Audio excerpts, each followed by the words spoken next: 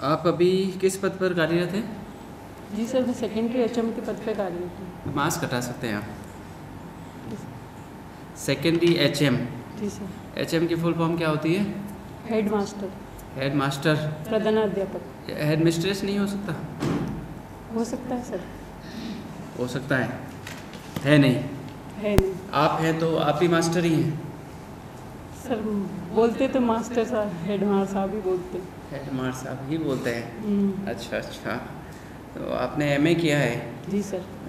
कौन से सब्जेक्ट में किया है? राजनीतिक शास्त्र में। राजनीति शास्त्र में किया है या राजनीति विज्ञान में? सर पहले शास्त्र बोलते थे, बाद में विज्ञान बोलने लगे। आज क्या है? विज्ञान। आपने एमए राजनीति विज्ञान में किया जी सर। ओके। आपने बीएड किया? जी सर। ठीक है। कुकिंग आपकी हॉबी है? जी सर। एचएम कितने समय से हैं आप? सर 18 अक्टूबर 2019 से। 2019 से हैं? जी सर। तो प्रोफेशन आपका भी चल रहा है? प्रोफेशन चल रहा है। इससे पहले? इससे पहले मैं पॉलिटिकल साइंस की लेक्चरर रही थी। लेक्चरर थे? फर्स्ट ग्रेड अध्यापक। कितने साल रहे वहाँ? 27 महीने रही सर। 27 महीने? एग्जैक्ट याद कर रखा है आपने। अभी पोस्टिंग कहाँ है आपकी? अभी भीलवाड़ा जिले में रायला क्षेत्र के आसपास एक किलो पड़ता है, 40 किलोमीटर दूर पड़ता है सर। कौन से ब्लॉक में आता है? बनेड़ा ब्लॉक में आता है। बनेड़ा ब्लॉक में सर। क्या अनुभव रहा है आपका? एजुकेशन का लंबा टाइम रहा है आप? जी सर। हमने 2008 एजुकेशन में अलग अलग पद पर काम किया है। जी सर। तो इस अनुभव के आधार पर आप बताएं कि अगर आपको राजस्थान सरकार को कुछ सुझाव देने हो शिक्षा के क्षेत्र में सुधार करने के लिए, चाहे वो बच्चों से संबंधित हो या आपके इंफ्रास्ट्रक्चर से रिलेटेड हो या एस्टैब्लिशमेंट आप स्टाफ पैटर्न पे से भी हो, क्या ऐसे 3 सुझाव हैं आप सरकार को देना चाहेंगे? जी सर, पहला सुझाव तो मेरा इंफ्रास्ट्रक्चर से लेकर ही होगा। दूसरा सुझाव मेरा क्या होगा, थोड़ा डिटेल में बताएं। ये जो गवर्नमेंट बिल्डिंग्स है उसमें सुविधाएं नहीं है बिल्कुल। जैसे इवन टॉयलेट, ऐसा इंफ्रास्ट्रक्चर में ऐसा बताते हैं टॉयलेट है, लेकिन मैं जहाँ अभी कार्यरत हूँ वहाँ टॉयलेट की भी ऐसी स्थिति थी, वहाँ जाके सही करवाना पड़ता है। और जो मद है वो बहुत लेट आता है, इतना लेट आता है कि 1 साल भी गुजर जाता है। और इतने कम मद में हम किस तरह से विद्यालय का प्रबंधन करें, ये एक विचारणीय बिंदु है सर। दूसरा मैं ये देखती हूँ, दूसरा जो टीचर्स को ट्रेनिंग कराई जाती है वो ट्रेनिंग प्रॉपर वे में नहीं है। जैसे अभी कोई भी नवाचार आता है, जैसे नई शिक्षा नीति को हम लेते हैं तो उसमें इतनी चेंजेस है और वो उससे आप भटक रहे हैं। मैं सिर्फ 3 बातें जानना चाहता हूँ। आप मान लीजिए अभी शिक्षा मंत्री जी का आपके पास फ़ोन आ रहा है और आपसे पूछ रहे हैं मेरे पास समय नहीं है, कोई 3 बातें बताओ, मैं अभी विधानसभा में रखने वाला हूँ जिसमें शिक्षा क्षेत्र में सुधार हो। वो 3 बातें टू द पॉइंट बता दीजिए।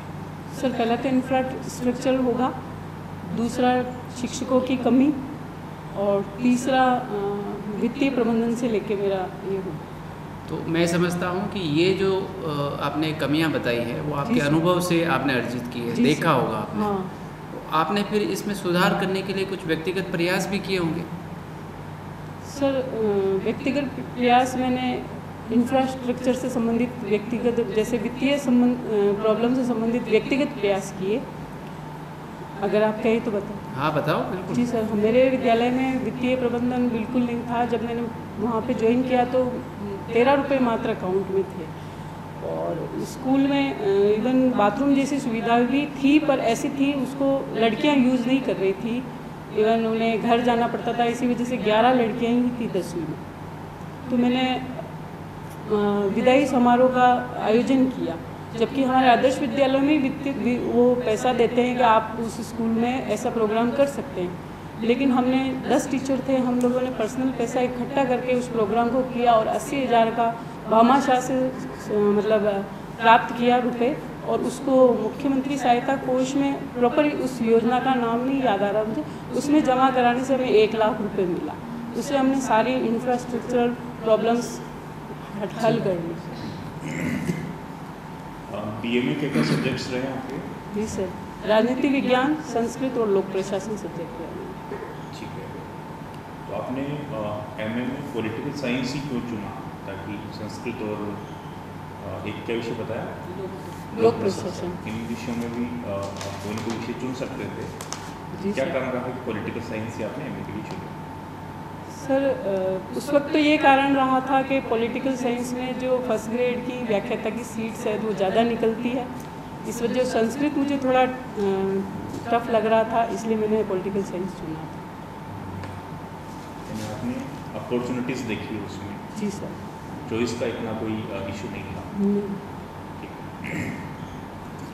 संस्कृत में कोई एक श्लोक आप सुना सकते हैं? जी सर, संस्कृत छोड़े मुझे 2010 में छोड़ दी थी, फिर भी मैं एक श्लोक सुना सकती हूँ।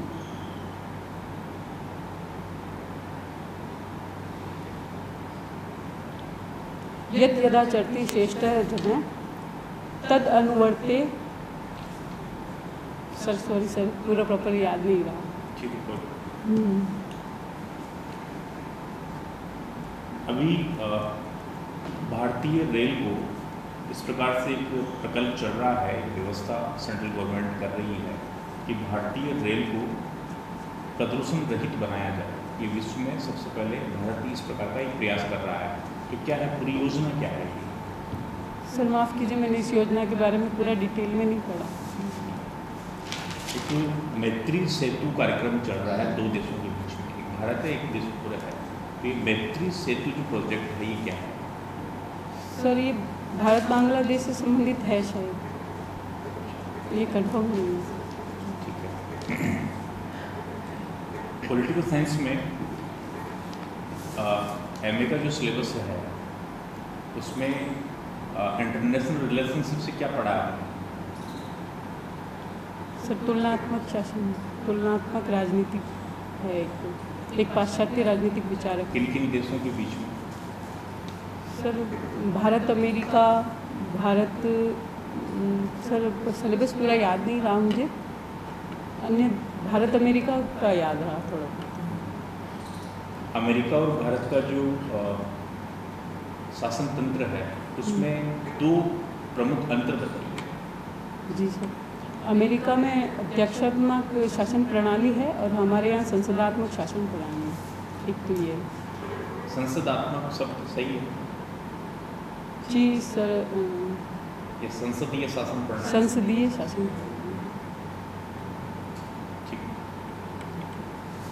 आपको सर्विस को कितना समय हो गया? जी सर, मैं 2012 से सर्विस में। अच्छा, 2012 से सर्विस में। ठीक है। वहाँ किन सेकेंडरी तक के आपके वहाँ पे हैं? 10वीं तक है। तो उसी कक्षा के विद्यार्थियों को आप पहले पढ़ा रही थी? 11वीं 12वीं, 10वीं 11वीं 12वीं को पढ़ाई थी। ये पॉलिटिकल साइंस आप ले रही थी? जी, सोशल साइंस और पॉलिटिकल साइंस दोनों सब्जेक्ट मुझे मिल लेते बतौर लेक्चरर।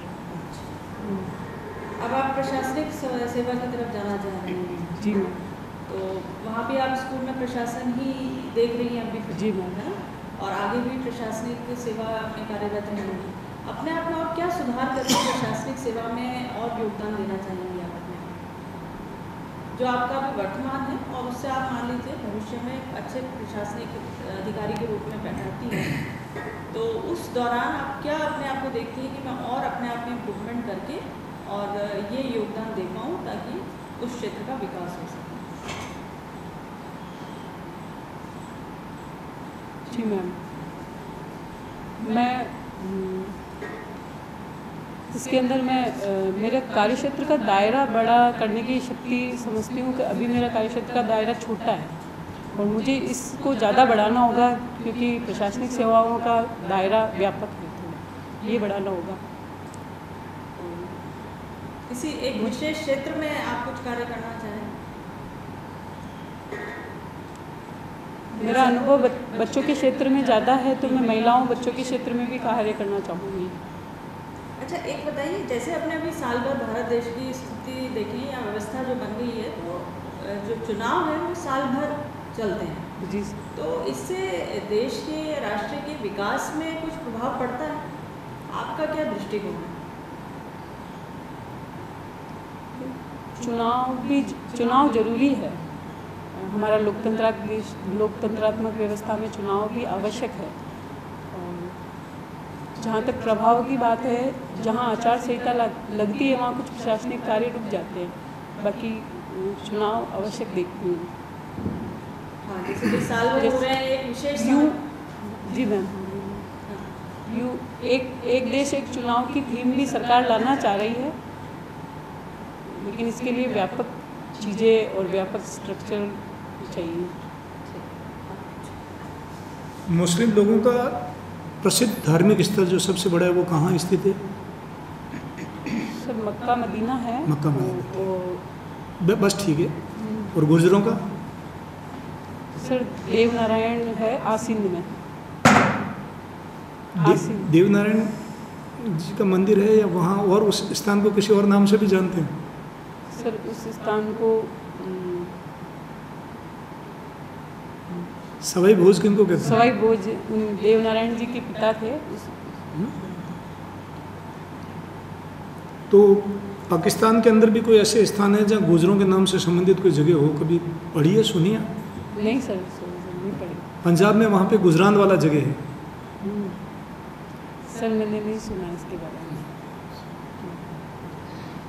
मैडम ये बताइए, एचएम रहते हुए आपको स्टाफ को लेकर कई परेशानियों का सामना करना पड़ता है, और शाम के समय ये स्थिति हो जाती है जब घर पे जाते हैं तो स्कूल के जो अवसाद होता है ना उसको लेकर जाते हैं, तो घर में भी ऐसा माहौल बन जाता है कि हम बच्चों पे भी कभी नाराज़ हो जाते हैं, कभी कोई कुछ कहते हैं तो बुरा लगता है। ये रोज़ की स्थिति, एक दिन की नहीं होती। तो क्या सोचकर हम अपने दिमाग को सांत्वना देते हैं कि हमारा दिमाग फिर वापस घर के लोगों के बीच में खुश होने की स्थिति आ जाए? ये किसके माध्यम से होता है? सर ये इस कथन से मैं असहमत हूँ, क्योंकि ऐसा माहौल नहीं होता। हम बच्चों के साथ रहते तो बड़ा अच्छा माहौल, वातावरण होता है और हम खुश रहते हैं, और जहाँ स्टाफ में सामंजस्य होता है वह इस तरह का माहौल नहीं होता है। तो आप जहाँ पे कार्यरत हैं वहाँ पे ऐसा माहौल तो नहीं होता कि स्टाफ की वजह से आपको कभी कोई ऐसी परेशानी आई हो? नहीं सर, एक संस्था प्रधान की ड्यूटी होती है कि सबसे पहले आए और सबसे बाद में जाए। जब संस्था प्रधान ऐसा करे तो वो आगे व्यक्ति स्वयं अनुशासित रहेगा। तो मेरे सामने अब तक ऐसी समस्या नहीं आई।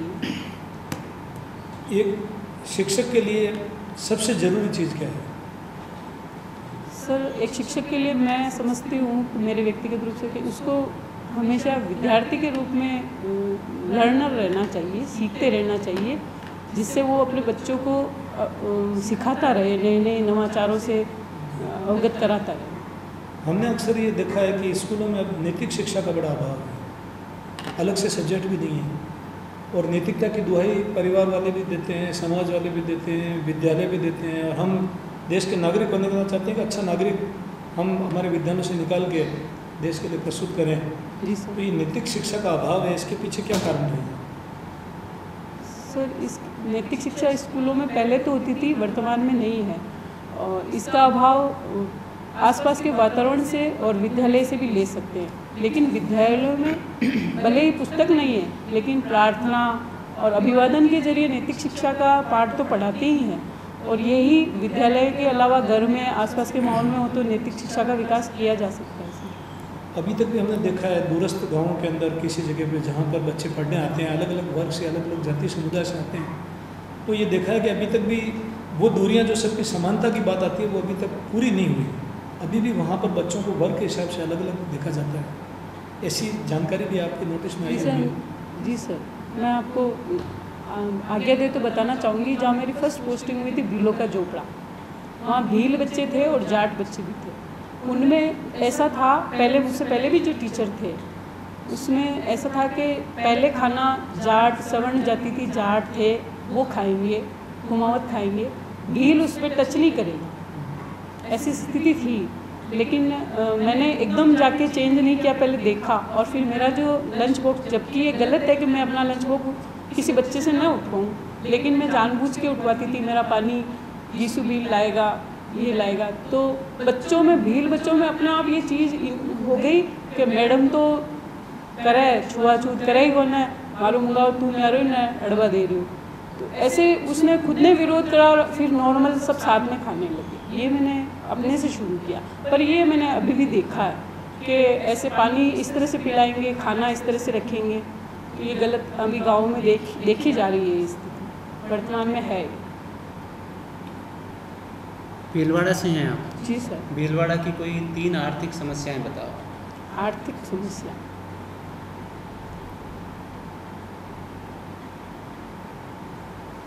भीलवाड़ा में सामाजिक पिछड़ा वर्ग की वजह से शैक्षिक समस्या है, जिससे आर्थिक समस्या भी उत्पन्न हो गई सर। एक भीलवाड़ा में बजरी खनन को लेकर कोई प्रॉब्लम है? जी सर, बजरी खनन, अवैध बजरी खनन है वहाँ पर। तो भीलवाड़ा पूरे विश्व में क्यों प्रसिद्ध हैं?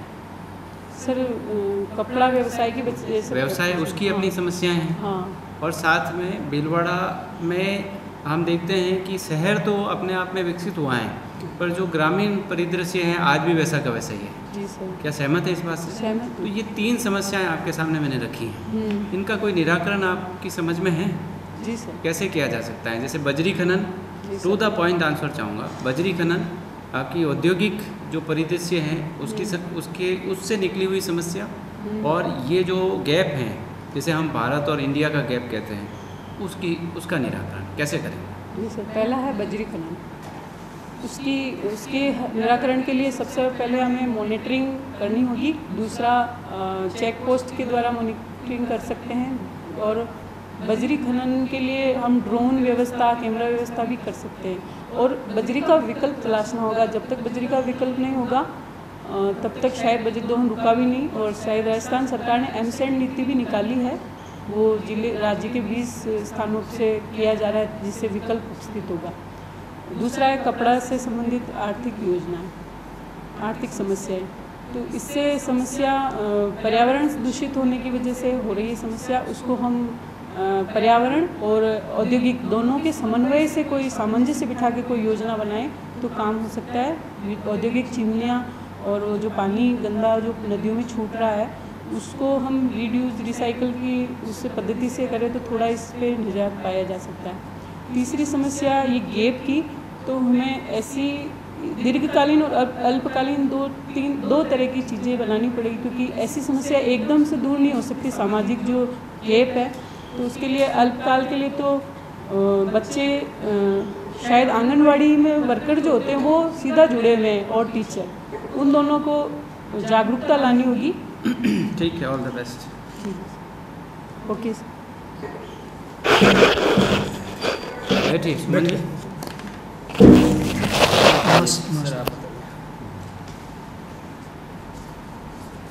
तो काफ़ी अच्छा आपका अनुभव रहा है, और आपने जिस प्रकार के एग्जाम्पल्स बताया तो आपकी नैतिकता और आपकी ईमानदारी को दर्शाता है, तो बहुत अच्छी बात है। बस यही है कि आप अपना जो फील्ड है, जिस क्षेत्र से आप आती हैं, उसको थोड़ा सा और तैयार करें। जैसे हो सकता है क्वेश्चन ना हो, लेकिन आपने संस्कृत पढ़ी है, आपने अवेद पढ़ा है, तो वहाँ से कुछ क्वेश्चन पूछे जा सकते हैं। जी सर। क्योंकि आपने ये देखिए ना, जीवन के 15 साल उस विषय को पढ़ा है, और एक श्लोक भी वहाँ से आपको नहीं आता, तो कहीं ना कहीं अपनी कमजोरी दर्शाता है। जी सर। और इंटरनेशनल रिलेशनशिप में ये है कि आपने चाइना को भी पढ़ा है, आपने ब्रिटेन भी पढ़ा है, आपने अमेरिका भी पढ़ा है, थोड़ा सा आपने रूस भी पढ़ा है, तो ये सब विषयों को आपने वहाँ पर पढ़ा है। वो सब चीज़ें भी आपको समझ में आता है। कॉन्फिडेंस थोड़ा सा क्रिएट कर लें तो अच्छा, बाकी और बहुत अच्छा है। एक तो आप मैनेजर हो, जी सर। स्कूल मैनेजर है ना, और वहाँ जीवित बच्चों की जो फैक्ट्री है उसकी मैनेजर हो। आपके चेहरे पे एक दर्प होना चाहिए। वो दर्प की कमी क्यों है, क्या बात है? आपको लगता है जैसे आप इंटरव्यू दे रहे हैं। इंटरव्यू देना कोई बड़ी बात नहीं, आपको देना है। जी सर। रोजी रोटी से आप जुड़े हो, एक प्रशासनिक पद के लिए आप इंटरव्यू देने के लिए आए। आपके चेहरे पे एक कॉन्फिडेंस होना चाहिए। Okay sir. कोई ज़रूरी नहीं है कि आप 20 में से 20 सवाल का जवाब दे दें। इस पे कोई अपन को डिमोरलाइज होने की ज़रूरत नहीं है। लेकिन एक चेहरे के ऊपर आपका एक भाव होना चाहिए, स्निग्धता होनी चाहिए आपके चेहरे पे, कॉन्फिडेंस होना चाहिए। और जो नहीं आता है बिल्कुल मना कर दीजिए, है ना। किसी प्रश्न में जहाँ ऐसी स्थिति आती है, एक श्लोक की एक लाइन बोल दी, फिर कहा कि नहीं आता, कोई बात नहीं आता, जरूरी नहीं है। बीए में 3 सब्जेक्ट लेने थे, मैंने संस्कृत भी लिया था, लेकिन सर लंबा समय हो जाने की वजह से मैं उसके कॉन्टेक्ट में ओके सर, है ना। लेकिन कोई ज़रूरी नहीं है, नहीं आना है, नहीं किसी चीज़ का जवाब नहीं देना भी वो उसका पॉजिटिव उत्तर ही है। Okay sir. लेकिन उसको न जानते हुए उसके अंदर बह जाना और फिर दूसरी तरफ चले जाना, वो आपके लिए ज़्यादा नुकसानदेह हो सकता है। Okay sir. और दूसरा कहीं ये तो आप और हम आप सिलेबस से जुड़ी हुई हैं, उससे आगे आपको अपनी जानकारी की ज़रूरत नहीं है। प्रथम कार्य आपका ये है कि जो सिलेबस विद्यालयों में दिया जाता है विभाग की तरफ से, उसकी पालना करनी है। विद्यालय प्रबंधन को आपको चलाना है, विद्यार्थी को पढ़ना है और आपके स्टाफ को पढ़ाना है। लेकिन यहाँ जिस समय आप जिस काम के लिए आए हो, बिल्कुल कॉन्फिडेंस आप में होना चाहिए, कॉन्फिडेंस कमज़ोर नहीं होनी चाहिए। और रही बात सब्जेक्ट की, ठीक है, भारत अमेरिका संबंधों के बारे में सर ने आगे नहीं पूछा, 2 बात और पूछ लेते तो आप क्या बताते, है ना। तो जहाँ ये बात आती है वहाँ ठीक है सर, है ना, लेकिन कॉन्फिडेंस के साथ टीचिंग में आपका अच्छे से बता रही हैं, ओवरऑल अच्छा रहा। वैसे ये सभी विषय जो आपसे संबंधित होते हो, आसपास और हमारे वातावरण और हमसे संबंधित हैं, उन पे जानकारी थोड़ा और होना ज़रूरी है, ताकि वो कॉन्फिडेंस आ पाए। जानकारी नहीं होती तो मतलब कॉन्फिडेंटली नहीं बोल पाते। और एक आई कॉन्टैक्ट भी, बस सामने ही जो आपका इंटरव्यू बोर्ड है, हाँ, उन्हीं की तरफ देखते हुए आपको अपनी बात कहनी है। ठीक है सुमन जी, तैयारी आपकी कल हमने डिस्कस किया था, उन पॉइंट्स पे एक बार आप रिवीजन कर लेंगे तो ठीक रहेगा। जो एमए पॉलिटिकल साइंस हैं तो उसको सिलेबस को इनको जानना बहुत ज़रूरी है, तो उस पर हम मना नहीं कर सकते हैं। साथ में जो करंट के इश्यूज़ हैं, चाहे नेशनल लेवल के इंटरनेशनल के, उनका पॉलिटिकल एस्पेक्ट समझना पड़ेगा। ये 2 दिन ही है आपके पास, 29 और 30, तो इसमें जो करना है कर लो।